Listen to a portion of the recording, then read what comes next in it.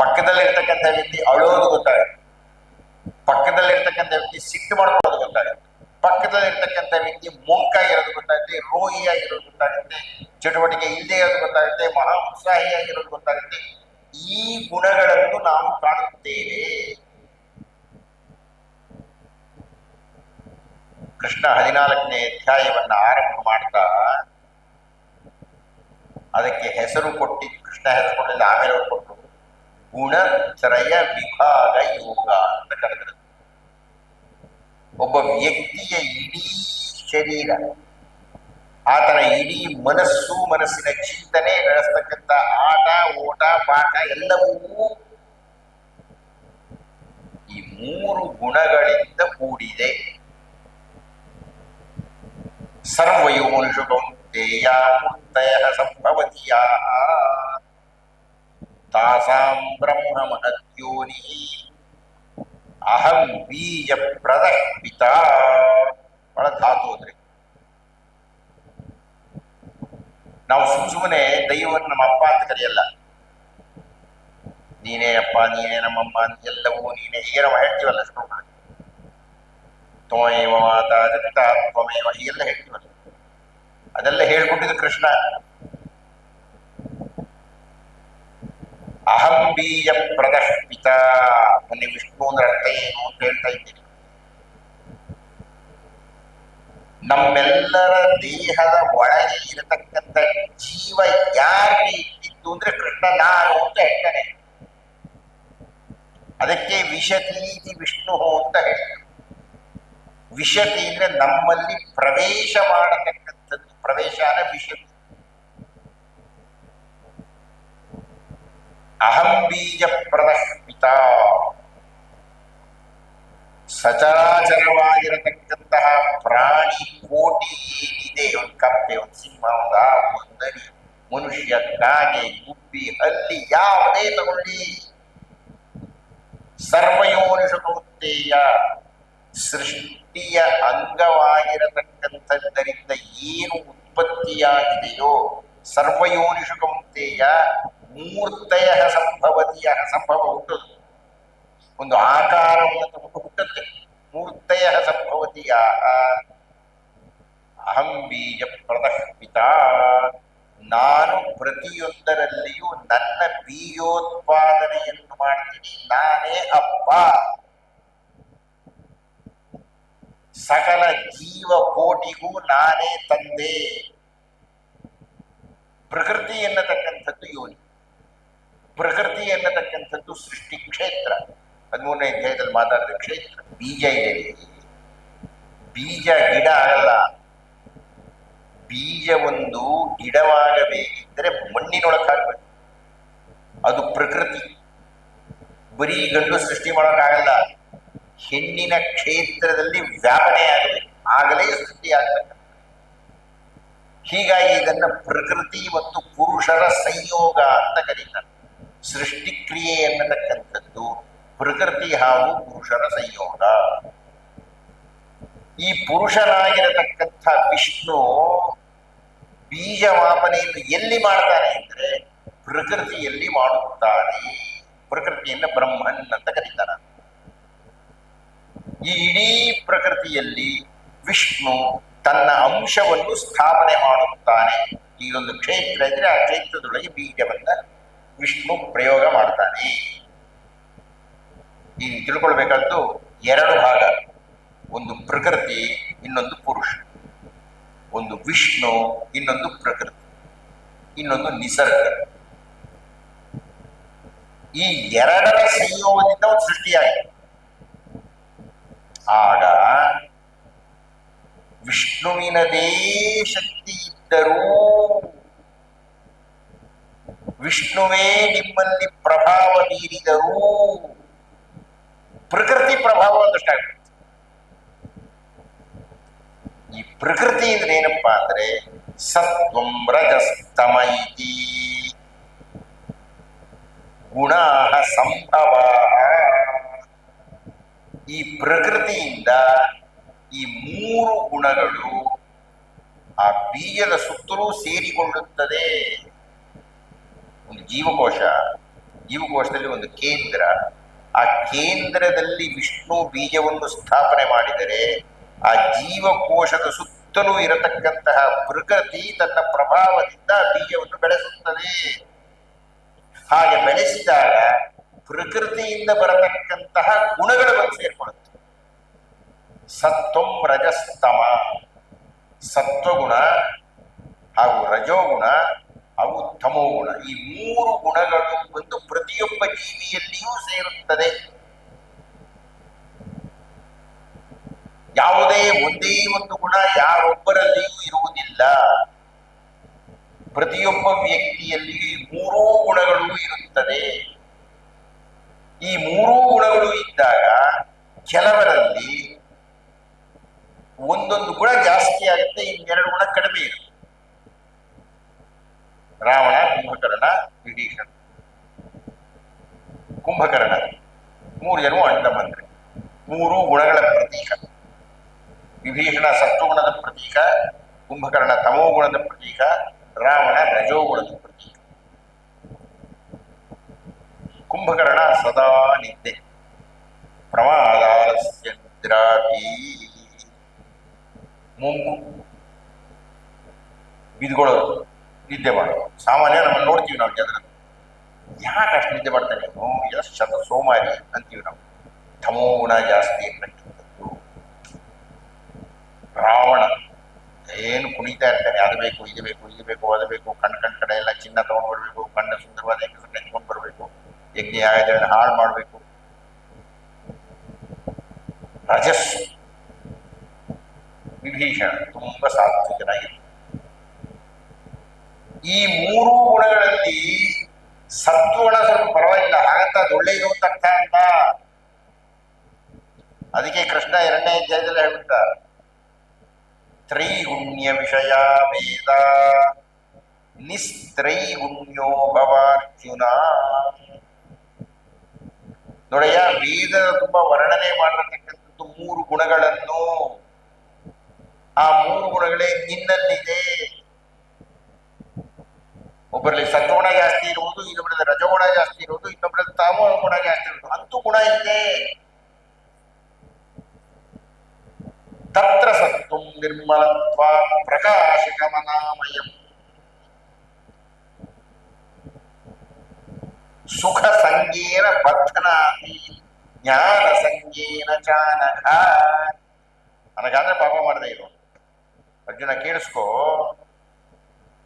ಸತ್ವಗುಣ ಯಾರಲ್ಲಿ ಜಾಸ್ತಿ ಇರುತ್ತದೆಯೋ ತತ್ರ ಸತ್ವಂ ನಿರ್ಮಲತ್ವ, ಅದು ಶುದ್ಧವಾಗಿರುತ್ತೆ ಸತ್ವಗುಣ.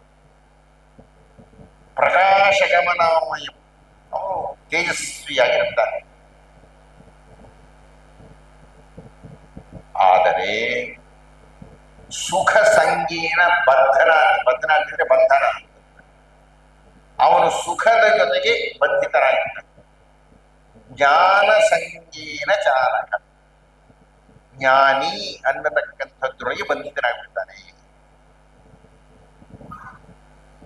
ಮೂರು ಗುಣಗಳಲ್ಲಿ ಸತ್ವಗುಣ ಶ್ರೇಷ್ಠವಾದದ್ದೇ, 2ನೇ ಮಾತಿಂದ. ಆದರೆ ಅಲ್ಲೊಂದು ದೊಡ್ಡ ಸಮಸ್ಯೆ ಏನಿದೆ ಅಂದ್ರೆ, ಸತ್ವಗುಣ ಜಾಸ್ತಿ ಆಗಿರುವವರು ಜ್ಞಾನಿಯಾಗಿ ಬಿಟ್ಟರೆ ಅಹಂಕಾರ ಅವನು ತುಂಬಿಕೊಳ್ಳುತ್ತೆ. ಅವನಿಗೆ ದೇವರದಿಂದ ದುಡ್ಡು ಬಂದು ಬಿಟ್ಟರೆ ಸುಖದ ವ್ಯಾಮೋಹ ಸೃಷ್ಟಿಯಾಗುತ್ತೆ. ಸತ್ವಗುಣವೇ ಒಳ್ಳೆಯದೇ, ಆದರೆ ಈ 2 ದೋಷಗಳು ಅದರಲ್ಲಿದೆ. ರಜೋಗುಣ ಜಾಸ್ತಿ ಆದರೆ ಕರ್ಮ ಸಂಗೀಷು ಜಾಯತೆ. ಕೆಲಸ ಕೆಲಸ ಕೆಲಸ ಕೆಲಸ ಕೆಲಸ ಕೆಲಸ ಕೆಲಸ, ಅವನ ಕೆಲಸದ ಜೊತೆಗೆ ಬಂಧಿತನಾಗಬೇಕು.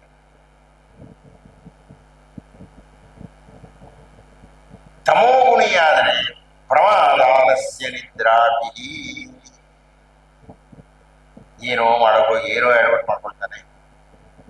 ಆಲಸ್ಯ, ಬಹಳ ಸೋಮಾರಿತನ ಇರುತ್ತೆ. ನಿದ್ರೆ ಹೊಡಿದೆ. ಈ ಮೂರು ಗುಣಗಳೂ ಕೆಟ್ಟದ್ದೇ.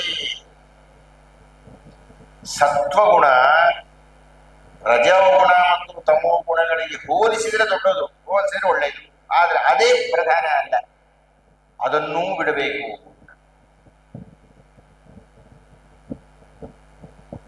ನೀವು 3 ಗುಣಗಳನ್ನು ಅಧ್ಯಯನ ಮಾಡಿದರೆ ತಮೋ ಗುಣದಿಂದ ಏನಾಗುತ್ತೆ, ನಿಮ್ಮಿಂದ ಬೇರೆಯವರಿಗೆ ಅಷ್ಟು ಹಾನಿ ಇಲ್ಲ.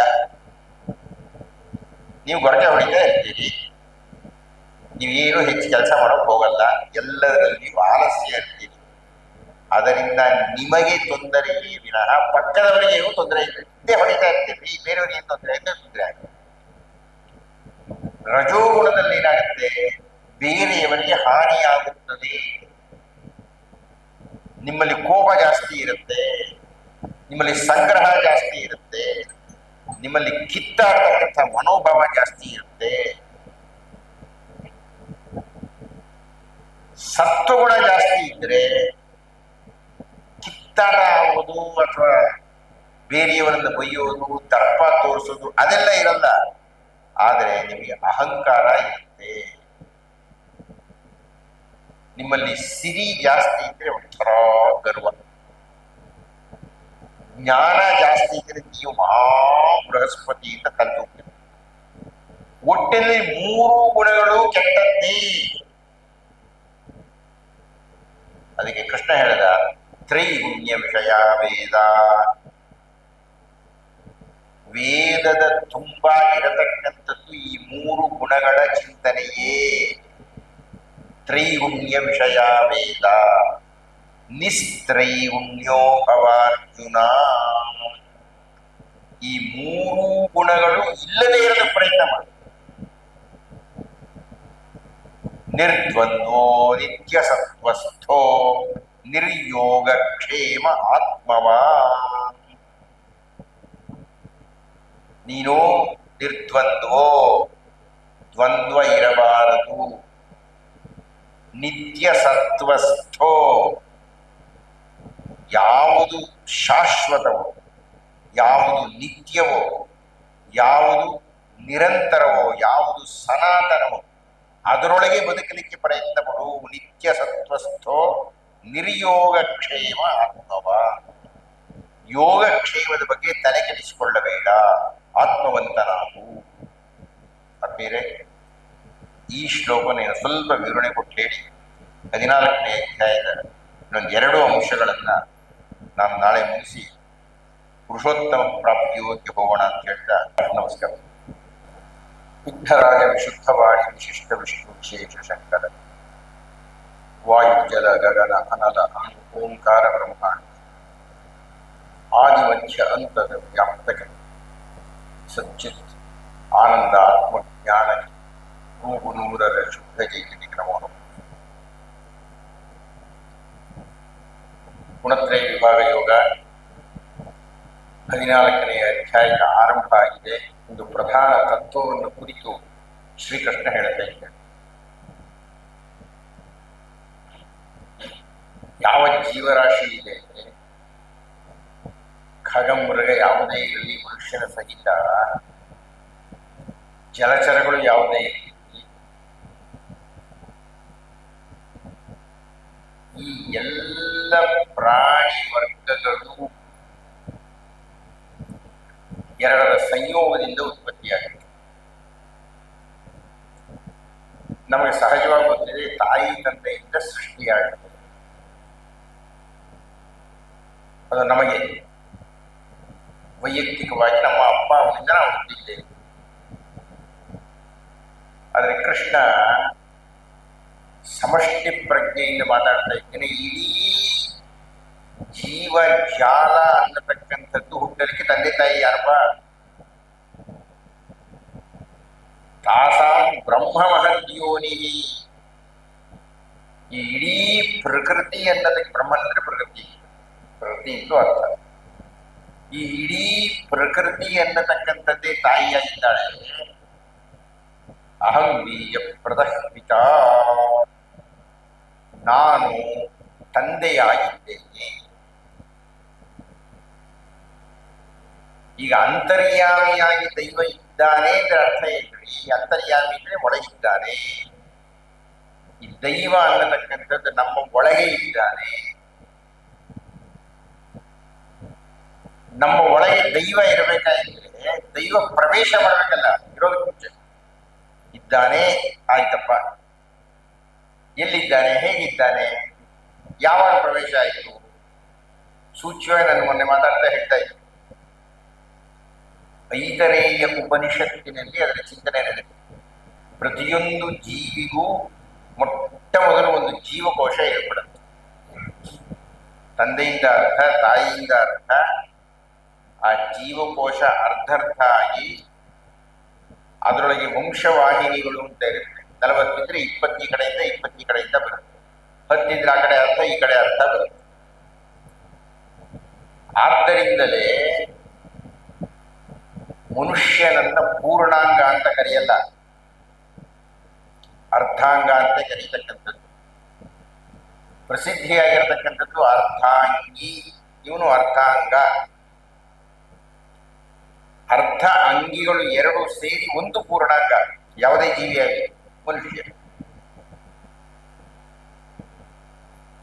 ಇಲ್ಲಿ ಅರ್ಥ ಪವಾಡ, ಆ ವಿಚಿತ್ರ, ಆಶ್ಚರ್ಯ, ವಿಜ್ಞಾನಿಗಳೂ ಬೆರಗು ಮಾಡಬೇಕಾಗಿರ್ತಕ್ಕಂಥದ್ದು. ಉದಾಹರಣೆ, ನನ್ನ ಜೀವಕೋಶದಲ್ಲಿ 100 ವಂಶವಾಹಿಗಳಿದೆ ಅಂತ ಇಟ್ಕೊಳ್ಳೋಣ. ಇಲ್ಲ 43 ಏನೋ ಬರುತ್ತೆ ಮನುಷ್ಯನ ದೇಹದಲ್ಲಿ. 100 ಸುಮ್ಮನೆ ಅರ್ಥ ಆಗಲಿಕ್ಕೆ ಹೇಳ್ತಾ ಇದ್ದೆ. ನನ್ನ ದೇಹದಲ್ಲಿ ಒಂದು 100 ವಂಶವಾಹಿಗಳಿರುತ್ತೆ. ಅದೆಲ್ಲ ಅರ್ಥ ಆಗಲಿಕ್ಕೆ ಹೇಳ್ತಿರೋದು ಅಷ್ಟೇ. ಆಶ್ಚರ್ಯ ಏನು ಗೊತ್ತೇನ್ರಿ,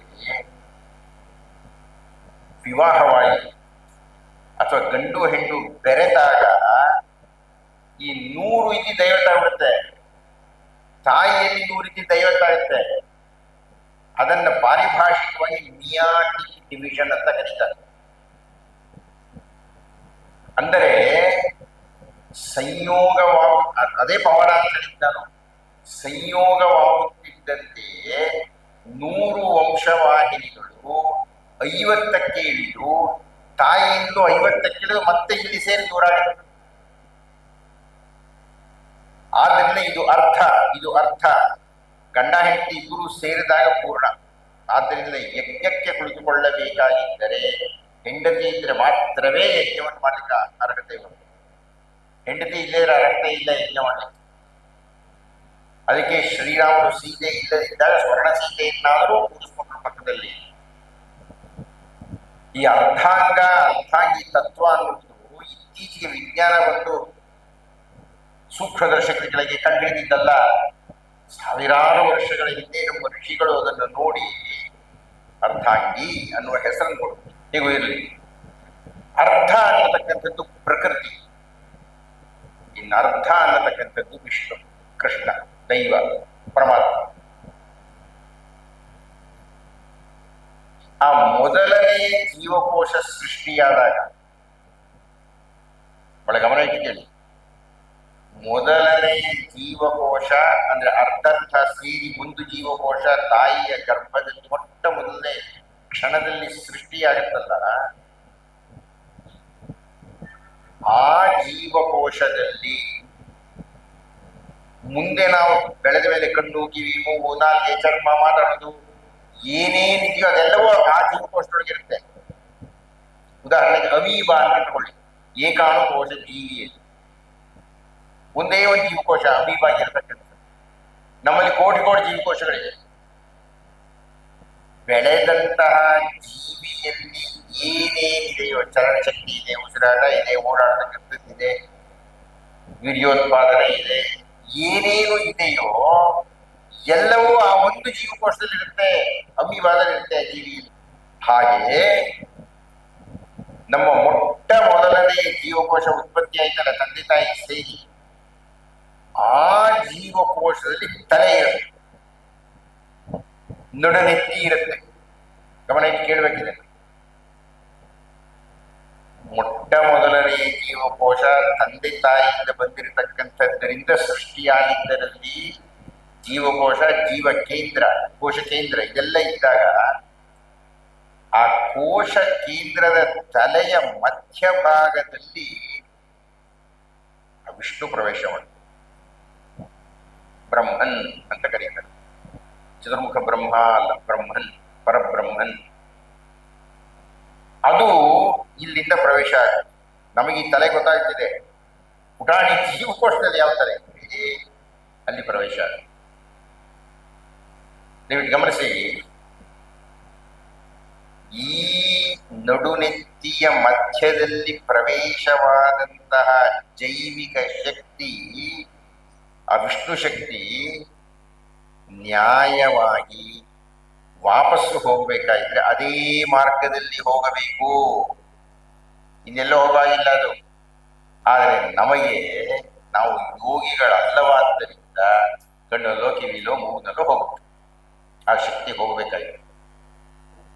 ಆದರೆ ನಿಜವಾದ ಯೋಗಿಗೆ, ನಿಜವಾದ ಸನ್ಯಾಸಿಗೆ ಅದು ಇಲ್ಲೇ ಹೋಗಬೇಕು. ಈ ಕ್ಷೇತ್ರವನ್ನ ಬ್ರಹ್ಮರಂಧ್ರ ಅಂತ ಕರೀತಾರೆ. ಯಾವ್ದಾದ್ರು ಸನ್ಯಾಸಿ ಮಠಪತಿ ನಮಗೆ ಗೊತ್ತಿದ್ದ ಹಾಗೆ ಆ ರೀತಿ ಹೋಗಿದ್ದು ಶ್ರೀ ಶ್ರೀ ಚಂದ್ರಶೇಖರ ಭಾರತಿ ಮಹಾಸ್ವಾಮಿಗಳಿಗೆ. ಆನಂತರ ನಾವು ನೋಡಿಲ್ಲ. ಆದರೆ ಬ್ರಹ್ಮರಂಧ್ರದ ಮೂಲಕವೇ ಹೋಗಿದೆ ಅಂತ ನಂಬತಕ್ಕಂಥ ಕಾರಣದಿಂದ ಸನ್ಯಾಸಿಯೊಬ್ಬ ತ್ಯಜಿಸಿದಾಗ, ತನ್ನ ದೇಹವನ್ನು ತ್ಯಜಿಸಿ ಬ್ರಹ್ಮರಂಧ್ರದ ಮೂಲಕ ಹೋಗಬೇಕು ನಿರೀಕ್ಷಣೆ, ಹೋಗುತ್ತೋ ಇಲ್ಲೋ ಗೊತ್ತಿಲ್ಲ. ಆದ್ರಿಂದ ಏನ್ ಮಾಡ್ತಾರೆ, ಈ ತಲೆಯ ಮೇಲೆ ಒಂದು ಬೆಲ್ಲದ ಗಟ್ಟಿ ಇಟ್ಟು ಅದಕ್ಕೆ ಹೊಡಿತಾರೆ. ತಲೆಯನ್ನ ಒಡೆದು ಈ ಬ್ರಹ್ಮರಂಧ್ರದ ಮೂಲಕ ಹೋಯ್ತೋ ಅಂತ ಹೇಳ್ತಾರೆ. ಈಗಲೂ ಯಾವುದೇ ಸನ್ಯಾಸಿಗೆ ನಮಗೆ ಮಾಡಿದಂತೆ ಅವರ ಕರ್ಮಗಳನ್ನು ಮಾಡಲ್ಲ, ಅವ್ರಿಗೆ ಮಾಡತಕ್ಕಂಥ ವಿಧಾನ ಬೇರೆ. ಅವರಿಗೆ ಪ್ರಧಾನವಾದದ್ದು ಬ್ರಹ್ಮರಂಧ್ರದ ಮೂಲಕ ಆ ಶಕ್ತಿ ಎನ್ನುವುದು ಹೋಗಿದೆ ಅಂತ ತೋರಿಸ್ಬೇಕು. ಹೇಗೂ ಇರಲಿ, ಅದು ಪಾರ್ಶ್ವ. ಪ್ರಧಾನವಾದ್ದು ಕೃಷ್ಣ ಹೇಳ್ತಾ ಇದ್ದಾನೆ, ಆ ಶಕ್ತಿ ಒಳಗೊಂದು ಸೇರಿಕೊಳ್ಳುತ್ತದೆ. ಸೇರಿಕೊಳ್ಳುತ್ತಿದ್ದಂತೆ ಪ್ರಕೃತಿಯ ಪ್ರಭಾವ ಅದರ ಮೇಲೆ ಮುಸುಕುತ್ತೆ. ಅದನ್ನ ಮಾಯೆ ಅಂತ ಕರೀತಾರೆ. ಆ ಮಾಯೆಗೆ 3 ರೂಪ ಇರುತ್ತೆ. ಸತ್ವಂ ರಜಸ್ತಮ ಇತಿ ಗುಣ ಪ್ರಕೃತಿ ಸಂಭವ. ಪುರುಷ ಅಂದ್ರೆ ವಿಷ್ಣು, ಪ್ರಕೃತಿ ಎಂದಕ್ಕಂಥದ್ದು ಬ್ರಹ್ಮಯೋನಿ. ಈ ಪ್ರಕೃತಿಗೆ ಕೆಲವು ಶಕ್ತಿಗಳಿವೆ. ಆ ಶಕ್ತಿಗಳು 3, ಅದು ಸತ್ವ ರಜ ತಮ. ನಿಬಧ್ನಂತಿ ಮಹಾಬಾಹೋ ದೇಹೇ ದೇಹಿನ ಅವ್ಯಯಂ. ಆ ವಿಷ್ಣು ಶಕ್ತಿ, ನಾರಾಯಣ ಶಕ್ತಿ ಎನ್ನತಕ್ಕಂಥದ್ದು ಅವ್ಯಯ, ವ್ಯಕ್ತವಲ್ಲ, ಕಾಣಲ್ಲ. ಆದರೆ ಅದನ್ನ ನಿಬಧ್ನಂತಿ, ಮುಚ್ಚಾಗುತ್ತೆ, ಅಂಟಿಕೊಳ್ಳುತ್ತೆ, ಸೇರಿಕೊಂಡ್ಬಿಡುತ್ತೆ. ಹೀಗಾಗಿ ಯಾವುದೇ ಒಬ್ಬ ಜೀವಿ ಹುಟ್ಟಿದ್ದಾನೆ ಅಂದರೆ ಅವನಿಗೆ ಈ 3 ಗುಣಗಳು ಸೇರಿಕೊಳ್ಳುತ್ತೆ. ಸತ್ವ ರಜಸ್ತಮೋ ಗುಣಗಳು. ಕೇವಲ ಸತ್ವ, ಕೇವಲ ರಜಸ್ಸು, ಕೇವಲ ತಮಸ್ಸು ಇಲ್ಲ. ಎಂಥ ಮಹಾ ಸಾತ್ವಿಕನಾದರೂ ಸತ್ವಗುಣ ಅನ್ನತಕ್ಕಂಥದ್ದು 90 ಭಾಗ ಇದ್ದು, ಇನ್ನು 10 ಭಾಗದಲ್ಲಿ ತಮಸ್ಸು ಹಾಗೂ ರಜಸ್ಸು. ಮಹಾ ತಾಮಸಿಯಾಗಿರುವವನಲ್ಲಿ 90 ಭಾಗ ತಮೋ ಗುಣ ಇದ್ದು, ಇನ್ನು 10 ಭಾಗದಲ್ಲಿ ಸತ್ವಗುಣ ರಜಗುಣ ಇರು. ಅಂತೂ ಪ್ರತಿಯೊಬ್ಬರಲ್ಲಿಯೂ ಈ 3 ಗುಣಗಳು ಇರುತ್ತದೆ. ಈ ಗುಣಗಳ ವಿಷಯವನ್ನು 2 ಹಂತದಲ್ಲಿ ನಾವು ಅರ್ಥ ಮಾಡ್ತೀವಿ. ಒಂದು ನಮಗೆ ಸಂಬಂಧಪಟ್ಟಿದ್ದು, ಅಂದರೆ ಲೌಕಿಕರಿಗೆ ಸಂಬಂಧಪಟ್ಟಿದ್ದು, ಸಾಧಾರಣವಾದ ಜನರಿಗೆ ಸಂಬಂಧಪಟ್ಟಿದ್ದು. ಎರಡನೆಯದು ನಮ್ಮನ್ನು ಮೀರಿದವರಿಗೆ ಸಂಬಂಧ, ಯೋಗಿಗಳಿಗೆ ಸಂಬಂಧಪಟ್ಟಿದ್ದು. ಹೀಗೆ 14ನೇ ಅಧ್ಯಾಯದಲ್ಲಿ ಕೃಷ್ಣ ನಮಗೆ ಸಂಬಂಧಪಟ್ಟಿದ್ದನ್ನ ಚಿಂತನೆ ಮಾಡ್ತಾ 2ನೇ ಅಧ್ಯಾಯದ 45ನೇ ಶ್ಲೋಕದಲ್ಲಿ ಒಂದು ಮಾತಾಡಿರ್ತಾನೆ. ನೆನ್ನೆ ಅದನ್ನು ಹೇಳಿದ್ದೇನೆ. ತ್ರೈಗುಣ್ಯ ವಿಷಯ ವೇದ ನಿಸ್ತ್ರೈಗುಣ್ಯೋ ಭವಾರ್ಜುನ.